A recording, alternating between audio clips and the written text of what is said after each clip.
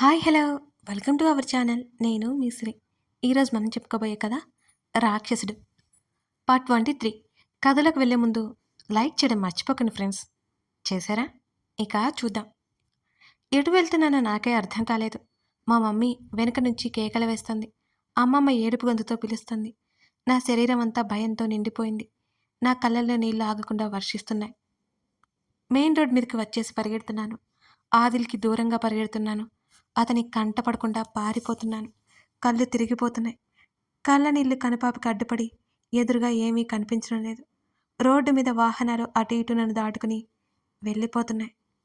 నా లెహంగా నా కాళ్ళకి అడ్డుపడింది. తట్టుకుని ముందుకు పడబోయి తమాయించుకున్నాను కష్టంగా. నన్ను వెనక నుంచి ఎవరో పిలుస్తున్నారు. నాకు అవేమీ సరిగ్గా వినిపించడం లేదు. ఈ ప్రపంచమంతా నా కళ్ళకి బూజరగా కనబడుతోంది. నా కళ్ళకి విపరీతమైన లైటింగ్ పడగా కళ్ళు గట్టిగా మూసుకున్నాను. అయినా నా పరుగు ఆగలేదు. నాకు ఎదురుగా ఏదో వెహికల్ వస్తున్నట్టు అర్థమైంది. కానీ పక్కకు జరగలేని నిస్సహాయత నాది. సడన్గా నన్ను ఎవరో పక్కకు లాగేశారు. ఎవరితో కౌగిలిలో ఉండిపోయాను. గట్టిగా ఊపిరి పీల్చుకుంటూ కళ్ళెత్తి చూశాను. నా కళ్ళకి కనిపించిన తేనె కళ్ళను చూసి ఏడుపు ఉపికి వచ్చింది నాకు. నా భుజాల చుట్టూ చేతులు వేసి నన్ను గట్టిగా పట్టుకున్నాడు ఆదిల్. I hate you. చాలా లోతుగా వచ్చింది నా స్వరం. నా కళ్ళు మూసుకుపోయాయి. వెనక్కి పడిపోతున్నాను. ఇక నాకేం మాత్రం గుర్తులేదు. మిడ్ నైట్ ఎప్పుడో మెలకువ వచ్చింది. కళ్ళు తెరిచి గబుక్కున లేచి కూర్చున్నాను నేను. చుట్టూ చూశాను. అది ఆదిల్ గది. ఒక్కసారిగా మొత్తం గుర్తుకొచ్చి గట్టిగా ఏడ్చేశాను. అతడు బాల్కనీలో నుంచి పరుగున నా దగ్గరికి లోపలికొచ్చేశాడు. తల కొట్టుకుంటూ గట్టిగా ఏడుస్తుంటే నా ముందుకొచ్చి కూర్చున్నాడు. సాక్షి అంటూ తను నా చేతులు పట్టుకుని ఏదో చెప్పబోయాడు. గట్టిగా అతని చేతులు విసిరికొట్టాను. వెంటనే అతని చొక్కా కాలర్ మరింత గట్టిగా పట్టుకుని, ఎందుకు ఎందుకు ఇలా చేశావు? నా జీవితాన్ని ఎందుకు నాశనం చేశావు? ఏం పాపం చేశాను నేను అని గట్టిగా అరుస్తూ ఏడ్చేస్తుంటే తను ఏదో చెప్పడానికి ప్రయత్నం చేశాడు. గట్టిగా అతన్ని వెనక్కి నెట్టేసి టైం చూసుకోకుండా ఆ గదిలో నుంచి బయటికి పరిగెత్తాను నేను. హాల్లోకి వెళ్ళగానే మొత్తం చీకటి. మమ్మీ, అమ్మమ్మ అని భయంతో అరిచాను. పిచ్చి పట్టినట్టుగా గట్టిగా అరిచాను. తను నా వెనక వచ్చి నా భుజాల చుట్టూ చేతులు వేసి నన్ను తన వైపుకి తిప్పుకున్నాడు. సాక్షి స్టాప్ అని అరిచాడు గట్టిగా. అయినా నేను ఏడుపు ఆపలేదు.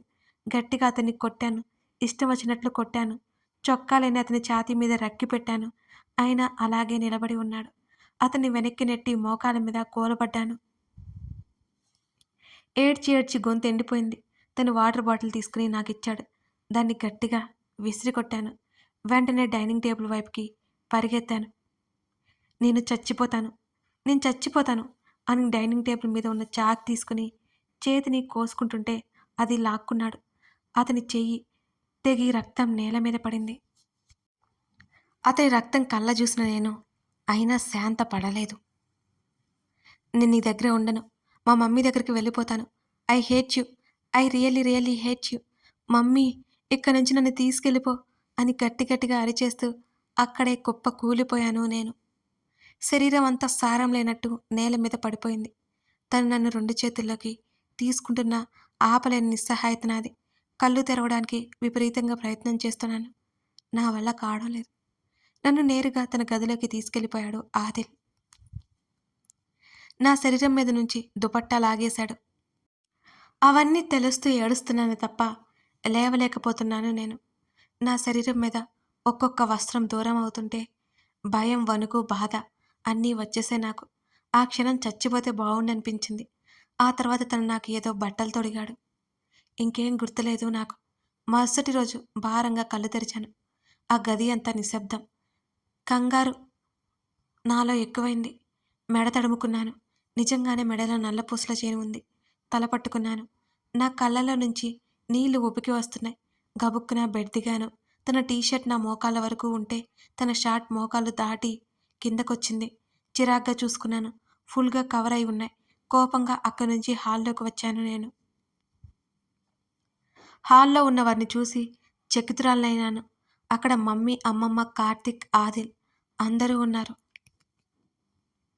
అప్పటి వరకు వేగంగా నడిచిన నేను అక్కడే ఆగిపోయాను. అందరూ కూర్చుని మాట్లాడుకుంటున్నట్టుగా ఉండడం చూసి నాకు పిచ్చి లేచినట్లయింది. నా నడక వేగం తగ్గించి ముందుకు వచ్చాను నేను.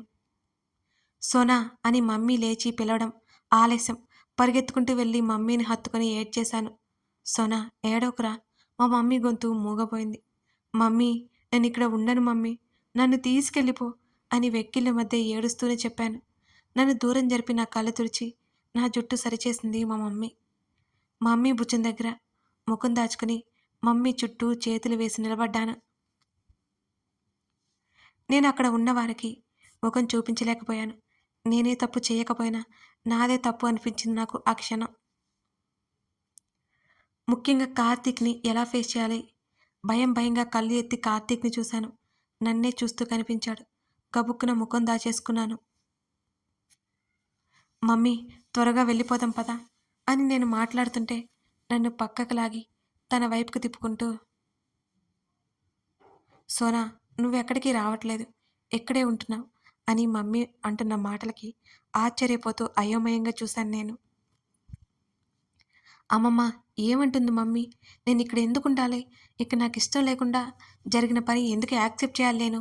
అంటూ అమ్మమ్మ దగ్గరికి వెళ్ళి చేయి పట్టుకొని అడిగాను. సోనా తల్లి అంటూ నా ముఖాన్ని చేతిలోకి తీసుకుని కళ్ళు తుడిచింది అమ్మమ్మ. ఇది నీ ఇల్లు. నీకిప్పుడు పెళ్ళైపోయింది అని అమ్మమ్మ మాటలకు నాకు మతిపోయింది. అమ్మమ్మ అని గీచుగా అరిచాను. మీ ఇద్దరికి ఏమైంది? అంటూ జుట్టు పీక్కుంటూ ఏడ్చేశాను. సోనా అమ్మమ్మ మమ్మీ సర్ది చెబుతున్నారు నాకు. మీరింకా నన్ను తీసుకెళ్ళడానికి వచ్చారేమో అనుకున్నాను. నన్ను ఈ నరకంలో ఉండమని చెప్పడానికి వచ్చారా మీరు? అని కళ్ళు తుడుచుకొని వెంటనే కార్తీక్‌ని చూస్తూ నన్ను క్షమించు కార్తీక్. ఇదంతా నాకు తెలీదు. నిజంగా నాకు తెలీదు అని ఏడ్చేశాను. సాక్షి ఏడవకు అన్నాడు కార్తీక్. మా మమ్మీకి మా అమ్మమ్మకి నేను వద్దు. ప్లీజ్ నువ్వైనా నన్ను తీసుకెళ్ళిపో కార్తీక్. నేనిక్కడ ఉండలేను కార్తీక్ అని బేలగా అడుగుతూ మోకాళ్ళ మీద కూలబడిపోయాను. ఆదిల్ నన్ను పట్టుకోబోయేసరికి ఒక్క చూపు చూశాను. నా చూపు ఎలా ఉందంటే జీవితాంతం నా అసహ్యమంతా మూటగట్టుకొని అతని మీదకి విసిరినట్టుంది. అతను అక్కడే ఆగిపోయాడు. సోనా అని మమ్మీ అమ్మమ్మ ఒకేసారి వచ్చారు. మీరెవరూ నా మీద జాలి చూపనవసరం లేదు.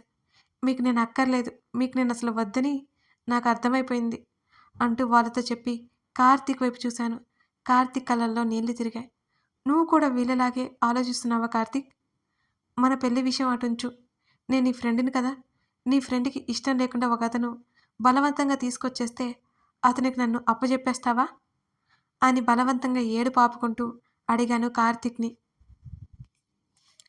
సాక్షి అలా అనకు. ఒకసారి ఆది చెప్పేది విను. ఆ తర్వాత నీకే అర్థమవుతుంది అన్నాడు నాకేదో నచ్చజెప్పాలని ప్రయత్నం చేస్తూ కార్తీక్. అందరి నుంచి దూరంగా వెనక్కి జరిగి మరీ వెనక్కి అడుగులు వేశాను. గట్టిగా చప్పట్లు కొడుతూ ఓహ్! ఇతని మాటలతో మీ అందరినీ బుట్టలో వేసుకున్నాడన్నమాట. శభాష్! ఇతని మాయలో పడిపోయారని నాకు అర్థమైపోయింది అంటూ కళ్ళు తుడుచుకొని, ఇంకా ఇక్కడే ఉన్నారేంటి? నేను మీ ఎవరికీ అక్కర్లేదు కదా అని ఆవేశంగా అరిచాను. సోనా ముందు చెప్పేది వినడం నేర్చుకో. మమ్మీ అమ్మమ్మ నాకు నచ్చజెప్పడానికి ప్రయత్నం చేస్తున్నారు. నేను మీ కూతురిని మా అంటూ నా వైపు చూపుడు వేలు చూపించుకుంటూ, మరి అతను అంటూ ఆదిల్ వైపు చూపించి, నీ కూతురికి ఇష్టం లేకుండా బలవంతంగా పెళ్లి చేసుకుని తీసుకొచ్చాడు. అతనికి నీ కూతుర్ని కట్టబెట్టాలి అని అనుకుంటున్నావా? అంత బరువైపోయానా నీకు? ఆవేదనగా అడిగాను. సోనా మా మమ్మీ ఏడ్చేసింది. అర్థమైంది. నేను ఈ ఇంట్లోనే పడి చావాలని నాకు అర్థమైంది. ఇక మీరు దయచేయండి అని దండం పెట్టేశాను. సోనా ఏంటా మాటలు? ఎప్పుడు లేనిది మా అమ్మమ్మ సీరియస్‌గా అరిచింది నా మీద. మీరు ఆవేశపడకండి. నేను మాట్లాడతాను అన్నాడు ఆదిల్. అతని వైపు ముఖం చిట్లించి చూశాను నేను వెంటనే. మా అమ్మమ్మ నన్ను తిడుతుంది. నీకెందుకు మధ్యలో? అని అతని వైపు చూసి అరిచి వెంటనే మరేం చేయనమ్మమ్మ? నన్ను చాకిన వారికి నేను అక్కర్లేదు. స్నేహం పేరుతో చేయందుకుని పెళ్లిపేటలు ఎక్కాలి అనుకున్న అతనికి నేను వద్దు. నేను ఎవరికీ వద్దు. ఎవద్దు. ఎవరికీ వద్దు అంటూ మెల్లిగా చెప్పి అక్కడి నుంచి వెనక్కి తిరిగాను. వెళ్ళిపోండి. అంతా వెళ్ళిపోండి. నేను ఒంటరిదాన్ని. నాకెవరూ లేరు అని వెనక్కి చూడకుండా గదిలోకి పరిగెత్తాను. అక్కడ నా కన్నీళ్ళన్నీ ఏ ఒక్కరిని కదిలించలేకపోయా. గదిలోకి వచ్చేసి బెడ్ మీద పడిపోయి వెక్కిళ్ళు పెట్టి ఏడ్చేశాను.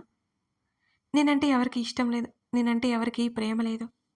అదే మా డాడీ ఉండుంటే ఇతన్ని కొట్టైనా నన్ను తీసుకెళ్ళిపోయేవాడు కదా! మా అమ్మీకి కూడా నా మీద అసలు ఇష్టమే లేదు. దిండులో ముఖం దాచుకుని ఓపికున్నంత వరకు ఏడుస్తూనే ఉన్నాను. నేనసలు ఎవరి కోసం బ్రతకాలి? సంతోషంగా ఉన్న నన్ను నరక కూపంలో పడేశాడితను. లేదు లేదు. ఇతన్ని వదిలిపెట్టను నేను. నన్ను పెళ్లి చేసుకున్నందుకు ఇతనికి నేను నరకం చూపిస్తాను. మమ్మీ, అమ్మమ్మ, కార్తిక్ ముగ్గురు వాళ్ళు మౌనంగా ఉండడం నాకేమాత్రం నచ్చలేదు. అందులోనూ అతనికి సపోర్ట్ చేస్తుంటే ఇంకా నాకు కోపమొచ్చేస్తోంది. వారిని తలుచుకోగానే పిచ్చిగా ఏడుపొచ్చేసింది. సాక్షి! ఆదిల్ పిలుపు వినిపించింది. నేను కనీసం అతని వైపు చూడలేదు. అలాగే ఉండిపోయాను.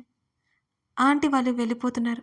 ఒకసారి రా అని అనగానే నాకొస్తున్న కోపాన్ని కష్టంగా దిగమింగుకుంటూ అలాగే అక్కడే ఉండిపోయాను. తను చూసి చూసి వెళ్ళిపోయినట్టున్నాడు. ఇంకేం మాట్లాడలేదు. నేను ఎంతకీ వెళ్ళకపోవడంతో మళ్ళీ తనే వచ్చాడు. నా పక్కన కూర్చొని పిలుస్తున్నా నేను అతన్ని చూడనేలేదు. ఎందుకు పెళ్లి చేసుకున్నారు? రా బాబూ దీన్ని అనుకునేలే. చేస్తాను నేను. నా తల మీద చేయి వేయగానే విదిలించి కొట్టాను. తను వినలేదు. నా రెక్క పట్టుకుని లేపి కూర్చోబెట్టాడు.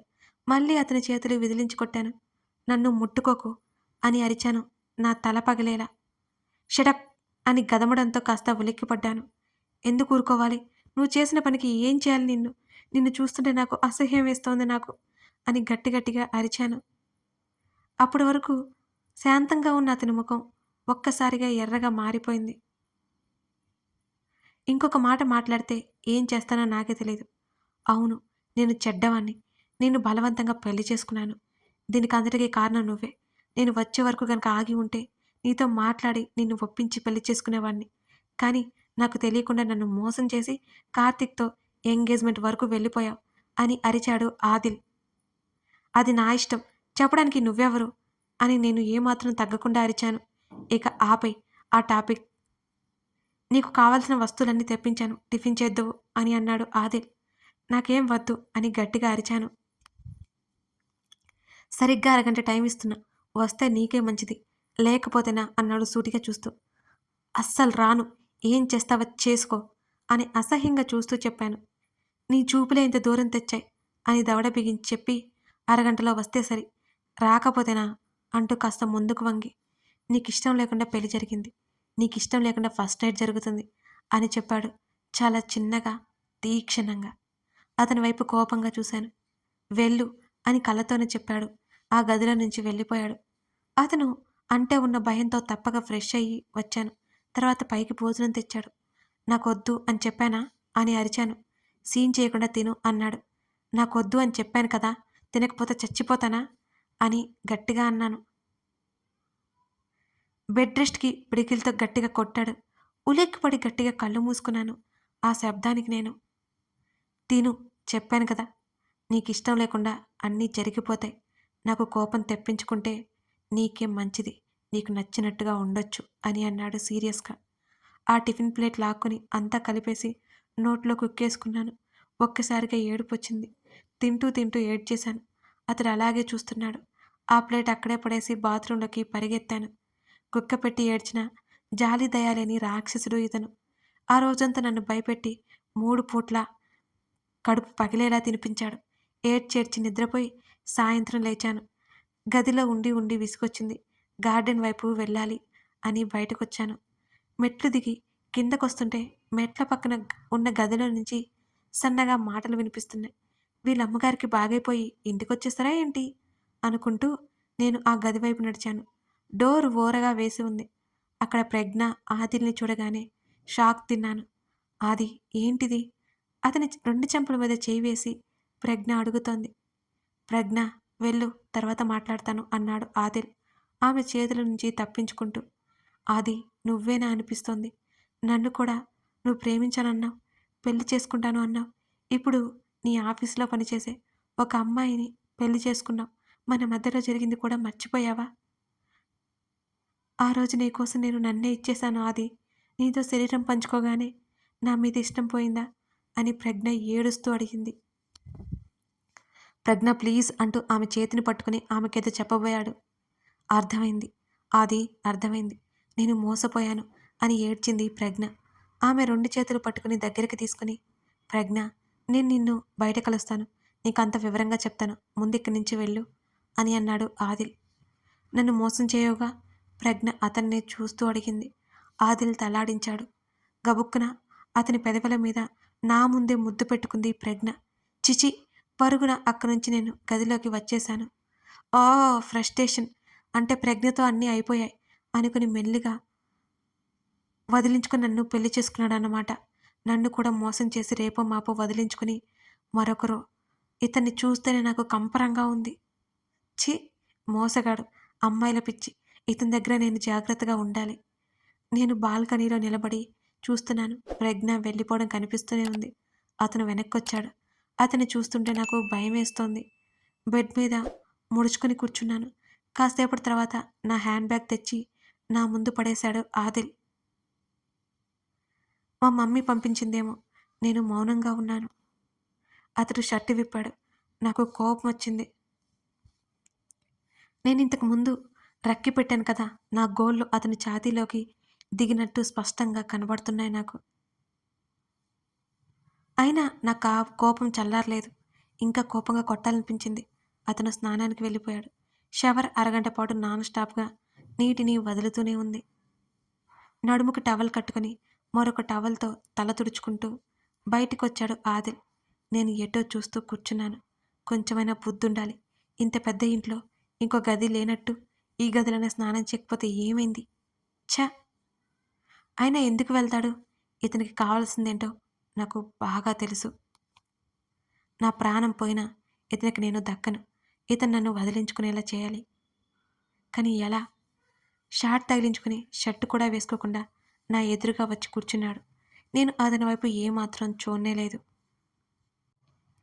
స్వీట్ హార్ట్ అని అంటున్న ఆ పిలుపుకి నా కొళ్ళు మండిపోయింది. అయినా నేను పట్టించుకోలేదు అతన్ని. నా చేతిని పట్టుకుని లాగ్గానే కోపంగా చూశాను. నా అరచేతిని తన ఛాతీ మీదకి పెట్టుకున్నాడు. వెనక్కి లాక్కుంటున్నా వదల్లేదు. మణికట్టు దగ్గర గట్టిగా పట్టుకున్నాడు అతను.